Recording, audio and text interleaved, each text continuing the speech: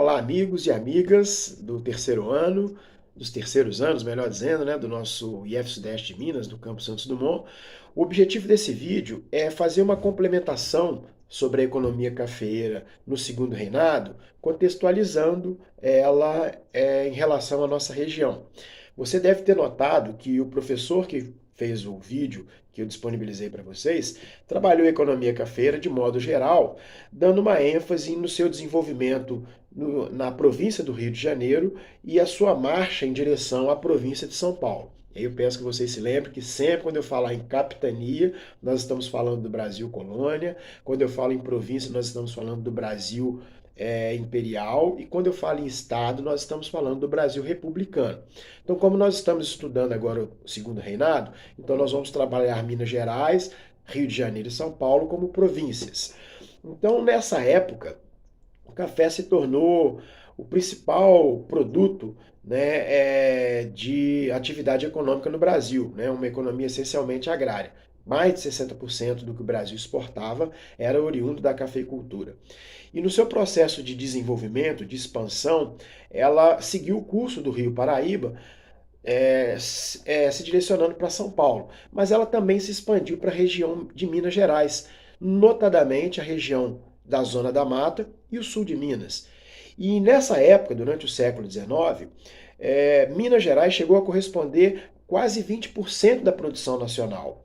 E nesse período, Juiz de Fora especificamente se tornou o polo mineiro dessa economia da cafeicultura. Então, em toda essa região da Zona da Mata, a cafeicultura se sobressaiu. E como ela geralmente criava algum polo para escoamento e para abastecimento da região, assim como foi, por exemplo, São Paulo em região a São Paulo, ao estado de São Paulo, à província de São Paulo, ou como foi Vassouras e Valença em relação ao estado do Rio de Janeiro, foi Juiz de Fora em relação a Minas Gerais. Nessa época, toda a cafeicultura da região mineira, ela escoava a sua produção através de Juiz de Fora. Então, Juiz de Fora se tornou um entreposto, ao mesmo tempo em que todas as necessidades, né, dos fazendeiros e das cidades locais, elas vinham de São Paulo e do Rio de Janeiro e se direcionavam a Juiz de Fora, de onde ela era distribuída.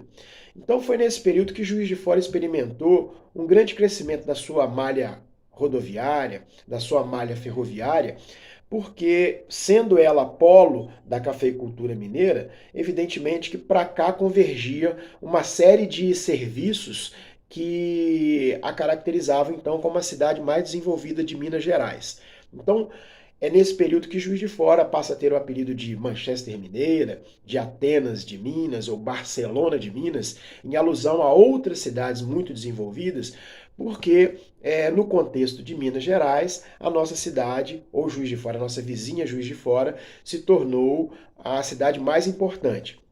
E é importante vocês perceberem isso, porque aí vocês notam como que foi o desenvolvimento histórico da nossa região.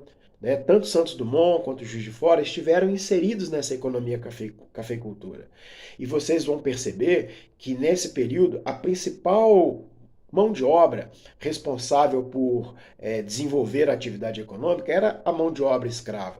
Portanto, a nossa região ela era uma das mais povoadas e das mais populosas do período e, evidentemente, concentrava um número de escravos muito grande.